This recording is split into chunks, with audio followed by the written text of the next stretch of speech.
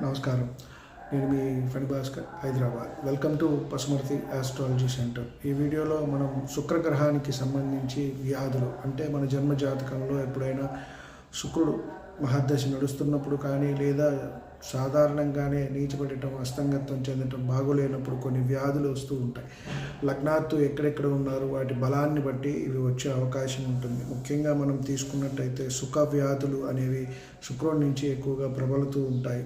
కంటి వ్యాధులు, రక్తహీనత, మూత్ర వ్యవస్థ సంబంధించిన వ్యాధులు, అలాగే ఇక్కడ తీసుకుంటే సన్నిపాత జ్వరము, లైంగిక అసహజ ప్రవృత్తులు అంటే ఎక్కువ మందితో శారీరకంగా కలిసినప్పుడు ఇవి వచ్చే అవకాశం ఉంటుంది. ఎక్కువగా మనం ఎయిడ్స్ అని వింటూ ఉంటాం. వీటన్నిటికీ కూడా కారకత్వం వహిస్తారు.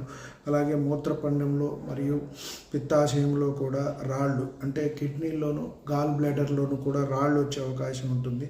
నపుంసకత్వం మనం ఇందాక అనుకున్నాము, ఇది కూడా శుక్రుడిని పరీక్షించాల్సిన అవకాశం అయితే ఉంటుంది. మధుమేహము శుక్రుడు వల్ల కూడా కలిగే అవకాశం ఉంటుంది. గురువు ప్లస్ శుక్రుడు కూడా మనం పరిశీలించాలి. కొంతమందికి శుక్రగ్రహం వల్ల కూడా ఇది వచ్చే అవకాశం అనేది ఉంటుంది.